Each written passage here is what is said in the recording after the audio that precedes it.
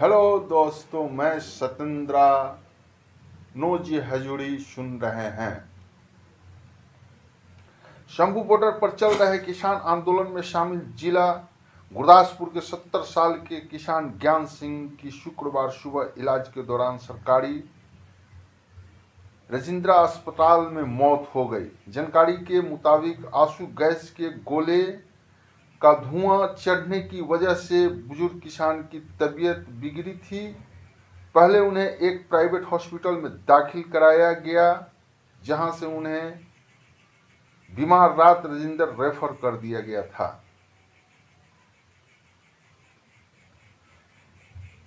किसान नेता सरवन सिंह पंधेर ने भी ज्ञान सिंह के परिवार को सरकार से 20 लाख रुपए की वित्तीय सहायता, परिवार के एक व्यक्ति को सरकारी नौकरी देने की मांग की है। आज हमारे किसान सड़क पर दर दर के ठोकर खा रहे हैं।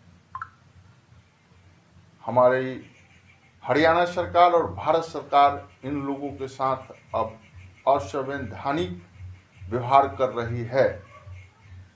इनके सारे अफसर और इन सभी लोगों के ऊपर देशद्रोह का मुकदमा होना चाहिए। क्यों? किसी भी आम नागरिक को संवैधानिक रूप से अपने बात को रखने का अधिकार है, आंदोलन करने का अधिकार है। फिर इनको कौन सा कानून, एक्ट, रूल इनको अधिकार दिया कि इनके ऊपर आंसू गैस, प्लास्टिक का गोली, वाटर कैनर, लाठी, बैरिकेड लगा करके इनके रास्ते को रोकना, दिल्ली नहीं जाने देना। कि दिल्ली इनकी बाप की है? दिल्ली सभी की है, किसी का अपना दिल्ली नहीं है। दिल्ली इस देश के 140 करोड़ जनता का दिल्ली है। वहां पर जाने के लिए किसी को रोका नहीं जा सकता है। अगर कोई रोक रहा है तो असंवैधानिक है और उसके ऊपर देशद्रोह का मुकदमा होना चाहिए। तेजस्वी यादव शुरू करेंगे 20 फरवरी से बिहार की यात्रा। पूर्व ब्रिटिश सीएम तेजस्वी यादव 20 फरवरी से बिहार के दौरे पर निकलेंगे। इस दौरान जनता को 17 महीने के अपने कार्यक्रम की उपलब्धियों को बताएंगे। गुरुवार को पार्टी की बैठक में यह फैसला लिया गया। आरजेडी सुप्रीमो लालू प्रसाद यादव के अध्यक्षता में तेजस्वी यादव आवास पर पार्टी की अहम बैठक हुई। इस बैठक में पार्टी के विधायक, जिला अध्यक्ष समेत सभी पदाधिकारी मौजूद रहे। बिल्कुल इनको पूरे बिहार की दौरा करना चाहिए। देश का वही नेता है जो हमेशा जनता से जुड़ी रहे, जनता से बातचीत करते रहे। ये ऐसा संस्कार जिस नेता में है, ऐसा गुण जिस नेता में है, चाहे वो तेजस्वी हो या किसी और दल के नेता हो या कोई भी हो, अगर जनता से संपर्क बनाकर रखे हुए हैं, जनता से संपर्क बनाए हुए हैं, वही देश के नेता हैं और वही देश के नेता कहे जाने की अधिकारी भी हैं। दीपक लम्हा। देश के कोने कोने किसानों और मजदूरों की एक सुर में आवाज गूंज रही है। हक के लिए, न्याय के लिए अरबपतियों के आगे झुकी हुई सरकार कब तक इनकी मांगों की अनसुनी करती रहेगी? बिल्कुल सही बात है। ये इलेक्ट्रॉन बॉन्ड लाकर पूंजीपतियों से रिश्वत के बदले उनसे पैसा लेते हैं और कहते हैं कि हमने उनसे चंदा लिया है। सुप्रीम कोर्ट का मैं शुक्रगुजार हूं। मैं उन्हें तहे दिल से धन्यवाद देता हूं कि उन्होंने इस तरह का फैसला लिया, इलेक्ट्रॉन बॉन्ड को असंवैधानिक करार दिया। ये लोग पूंजीपतियों के काम करते हैं गैर कानूनी तरीके से और उनसे ये वसूली करते हैं। ये दूसरों को करोड़ लाख के लिए लोगों को ये चोर बताते हैं। जेल भेजते हैं और ये खुद हजारों हजार करोड़ रुपए जो कि निगल के बैठे हुए हैं, इसका सही तरीका से जांच होना चाहिए और इनको सजा होना चाहिए। अगर सही तरीके से जांच हुआ तो इसमें सारे ऑफिसर और सारे कैबिनेट के लोग इसमें फंसेंगे और जेल जाएंगे, इसमें कहीं दो राय नहीं है।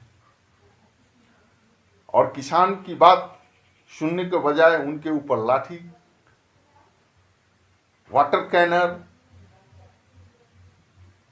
आंसू गैस, प्लास्टिक की गोली उनको उनको उनको परेशान किया जा रहा है। उनको सड़क पर एक भिखारी की तरह उनके साथ व्यवहार किया जा रहा है। क्या वो देश के नागरिक नहीं है?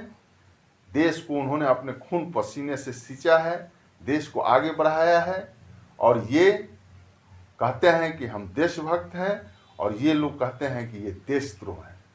देशद्रोह, अंग्रेज भी इस तरह का व्यवहार यहाँ की जनता के साथ नहीं किया था, जबकि वो अपने नहीं थे। राष्ट्रीय जनता दल, माना सिने सितारे आपको लाइमलाइट देते हैं प्रधानमंत्री जी, पर देश के अन्नदाता के लिए कुछ अच्छा कीजिए तो पूरा देश आपको धन्यवाद कहेगा। इसलिए अहंकार छोड़िए, देश के किसानों की उनका हक एमएसपी का अधिकार दे दीजिए। पीएम मोदी के पास प्रियंका चोपड़ा से मिलने का वक्त है, लेकिन किसान से मिलने के लिए उनके पास समय नहीं है। बिल्कुल सही बात है। ये ऐसा तो प्रधानमंत्री हमने देखा ही नहीं। इस जनता, आज इस देश की जनता बोलती है ईवीएम से चुनाव नहीं होगा। इनका इलेक्शन कमीशन कहता है नहीं, ईवीएम से चुनाव होगा। ईवीएम बिल्कुल अच्छी व्यवस्था है, बैलेट पेपर से होगा तो इतना दिन लग जाएगा, उतना दिन लग जाएगा। ईवीएम मशीन से चुनाव करा करके महीनों महीनों दिन तक उसको रखते हैं स्ट्रांग रूम में। उसके अंदर में क्या हो रहा है नहीं हो रहा है आम जनता को क्या पता है। देश के 99% लोगों को इस ईवीएम के बारे में जानकारी नहीं है। अच्छे पढ़े लिखे लोग इसके बारे में नहीं जानते हैं और ये जबरदस्ती इस देश की जनता को थोपना चाहते हैं।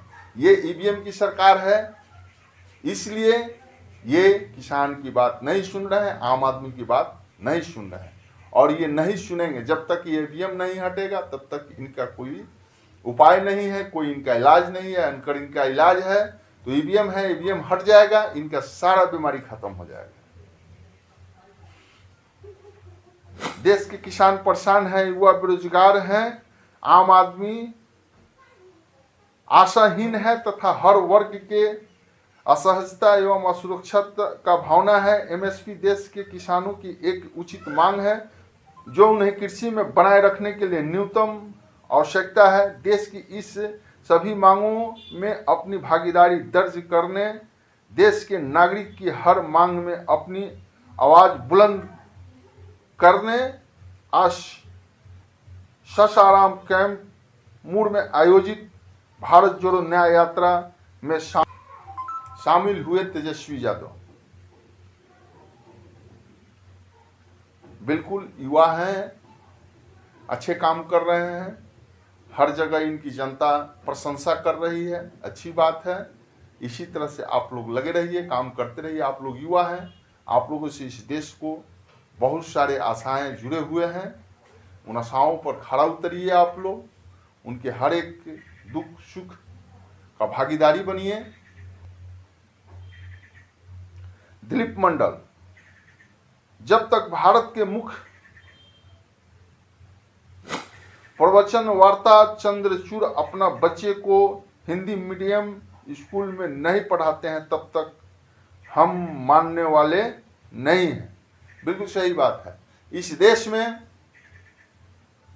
सारे स्कूल को इंग्लिश मीडियम कर देना चाहिए।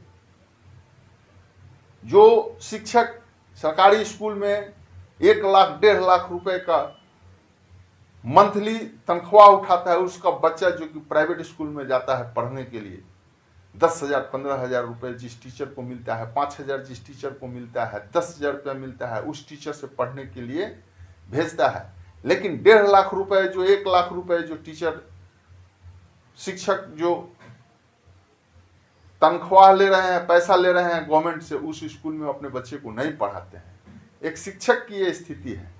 तो देश के कॉरपोरेट, देश के बड़े बड़े अफसर, देश के बड़े बड़े नेता, देश के बड़े बड़े कारोबारी सब अपने बच्चों को विदेश पढ़ा रहे हैं, इंग्लिश मीडियम स्कूल में पढ़ा रहे हैं, अच्छे अच्छे प्राइवेट स्कूल में पढ़ा रहे हैं, और पूरे जनता, जो आम जनता है, उनको बोलते हैं कि आप सरकारी स्कूल में जाओ, सरकारी स्कूल में जाओ। ठीक है, सरकारी स्कूल में आम जनता के बच्चे पढ़ेंगे, लेकिन उस स्कूल को भी तुम इंग्लिश मीडियम कर दो।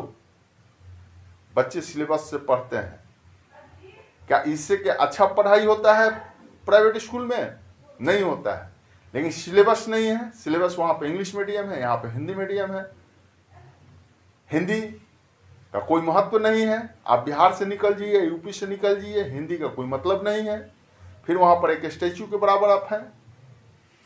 फिर क्यों नहीं आप इंग्लिश मीडियम करते सारे स्कूल को? हिंदी ठीक है, हमारे देश का भाषा है, हिंदी एक कंपल्सरी एक सब्जेक्ट रखिए, वो एक अलग सब्जेक्ट रहेगा, उस सब्जेक्ट को भी लोग पढ़ेंगे, उस विषय हिंदी विषय को भी पढ़ेंगे, ताकि हिंदी भाषा के उनको जानकारी रहे।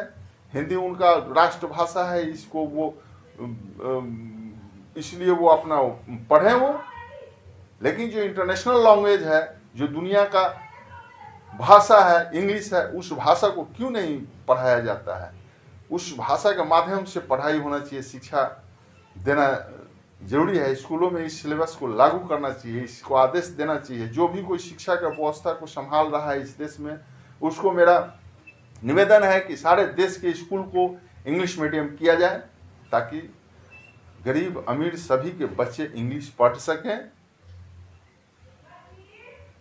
लेकिन ऐसा नहीं करेंगे ये लोग, क्योंकि प्राइवेट स्कूल जो है, इनके बड़े बड़े नेताओं, बड़े बड़े कॉरपोरेट, बड़े बड़े अफसर के सारे प्राइवेट स्कूल हैं, प्राइवेट हॉस्पिटल हैं। ये लोग हॉस्पिटल नहीं बनाएंगे, क्योंकि हॉस्पिटल बना देंगे तो सारे लोग जो कि सरकारी हॉस्पिटल में जाना शुरू कर देगा, तो इनके प्राइवेट स्कूल में कौन ट्रीटमेंट कराएगा?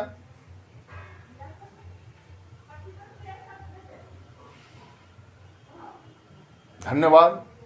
आप लोग से निवेदन है कि इस चैनल को आप लोग सब्सक्राइब जरूर करें।